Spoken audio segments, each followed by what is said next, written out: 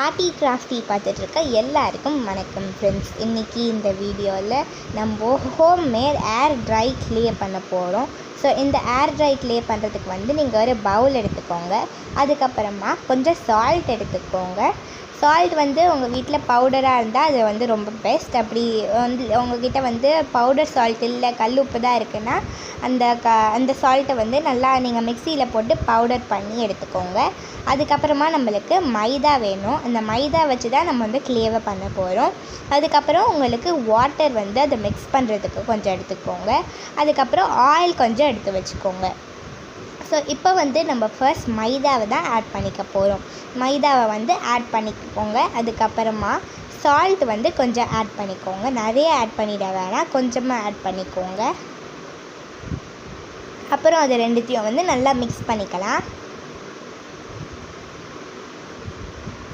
இப்போ நான் இதை நல்லா மிக்ஸ் பண்ணிட்டேன். ஸோ இப்போது இதை மிக்ஸ் பண்ணுறதுக்கு கொஞ்சமாக வாட்டர் ஆட் பண்ணிக்கிறேன். ரொம்ப நிறைய வாட்டர் நம்ம ஆட் பண்ணிடக்கூடாது, அப்படி இல்லைன்னா அது ரொம்ப தண்ணியாக ஆகிடும். ஸோ அதனால் கொஞ்சம் கொஞ்சமாக வாட்டரை ஆட் பண்ணி மிக்ஸ் பண்ணிக்கலாம். இப்போ நான் கொஞ்சமாக வாட்டர் ஆட் பண்ணி மிக்ஸ் பண்ணிக்கிட்டு இருக்கேன்.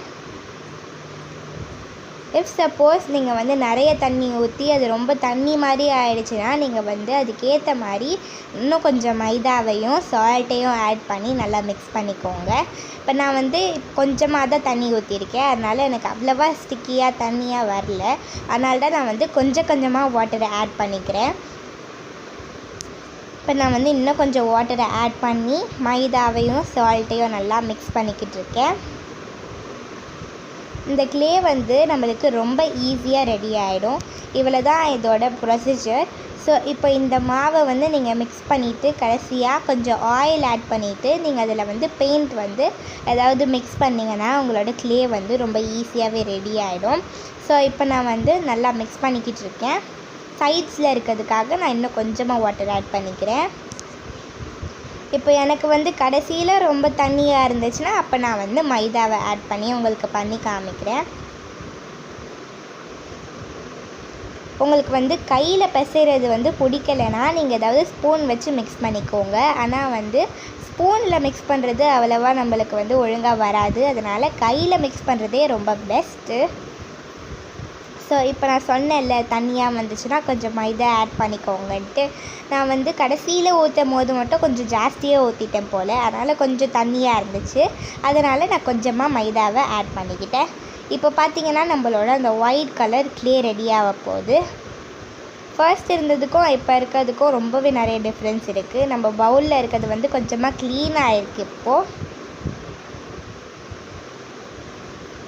அந்த ஒயிட் க்ளே ரெடியாக ஆகிட்டதுக்கப்புறமா அந்த பவுலில் இருக்கிறது மேலே அந்த பவுலில் இருக்க க்ளே கொஞ்சமாக ஒட்டிகிட்டு இருக்கோம் இல்லையா, அது மேலே நீங்கள் டேப் பண்ணி எடுத்திங்கன்னா அந்த பவுலில் இருக்கிறது ஃபுல்லாகவே க்ளீனாக ரெடி ஆகிடும்.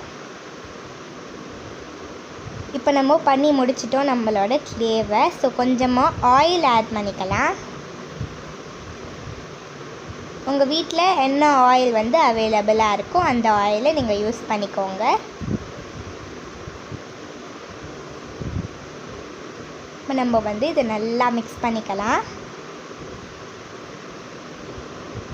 உங்கள் கையில் இருக்கிறத கூட நீங்கள் அந்த க்ளே மேலே ப்ரெஸ் பண்ணிங்கன்னா கையில் இருக்கிறது கூட வந்துடும் ஈஸியாக.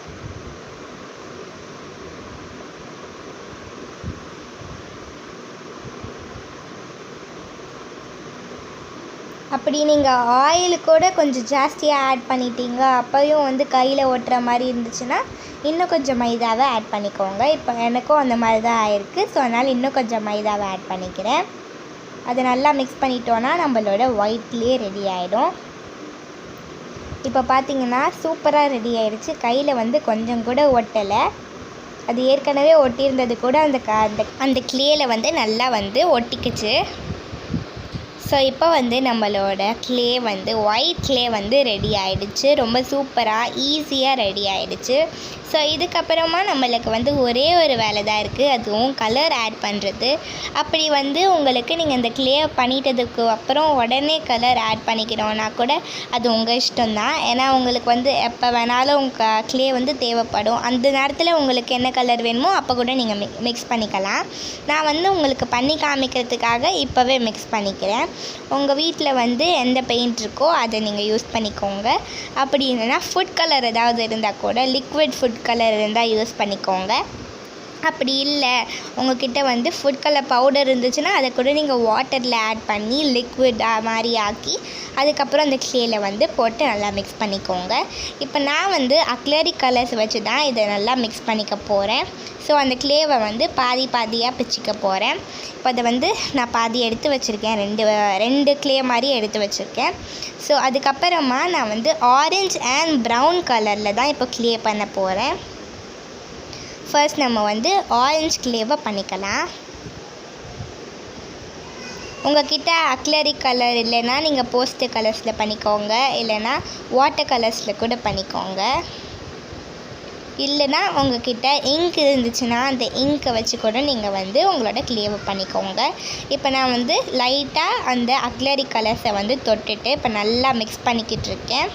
நம்ம வந்து அதை நல்லா மிக்ஸ் பண்ண அந்த ஒயிட்டும் ஆரஞ்சும் டிஃப்ரெண்ட்டாக தெரியாது, ரெண்டும் சேர்ந்து மிக்ஸ் ஆகி ஒரு நல்ல ஆரஞ்சு கலர் க்ளேவாக ரெடி ஆகிடும். இப்போ நம்ம வந்து இதை நல்லா மிக்ஸ் பண்ணிக்கலாம். இப்போ பார்த்திங்கன்னா நம்மளோட க்ளே வந்து ரெடி ஆகிடுச்சு.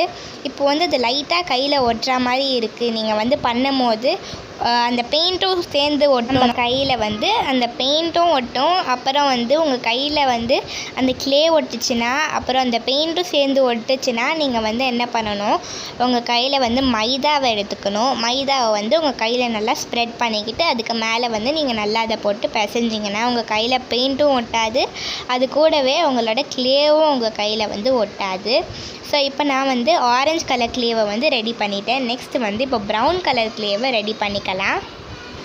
ஸோ அதுக்கு வந்து கொஞ்சமாக நான் வந்து ப்ரௌன் கலர் பெயிண்ட்டையும் வந்து தொட்டுட்டேன் க்ளேயில். மைதா வந்து நீங்கள் ஸ்ப்ரெட் பண்ணுறதுக்கு வந்து உங்கள்கிட்ட மைதா வந்து காலி ஆகிடுச்சு, நீங்கள் க்ளே பண்ணுறதுக்கே யூஸ் பண்ணிட்டீங்க அப்படின்னா நீங்கள் வந்து ஆயில் கூட கையில் தடவிக்கலாம். ஆயில் இல்லைனா நீங்கள் பவுடரை கூட யூஸ் பண்ணிக்கலாம். அந்த மாதிரி பண்ணும்போது உங்கள் கையில் வந்து க்ளேவும் அந்த பெயிண்ட்டும் வந்து ஒட்டாது. இப்போ நீங்கள் இந்த க்ளே இப்போ தானே பண்ணியிருக்கீங்க, அதனால் ரொம்ப கொஞ்சம் ஒட்டுற மாதிரியே இருக்கும். நீங்கள் விளையாட அது ரொம்ப ஹார்டாகிடும். அதனால் முன்னாடியே வந்து நீங்கள் கொஞ்சமாக அதை ஸ்டிக்கியாக இருந்தால் பரவாயில்ல, ஏன்னா அது வந்து ரொம்ப ஈஸியாகவே நீங்கள் எடுத்துடலாம். இப்போ பாருங்கள், இதை வந்து நான் நல்லா மிக்ஸ் பண்ணிக்கிட்டு இருக்கேன்.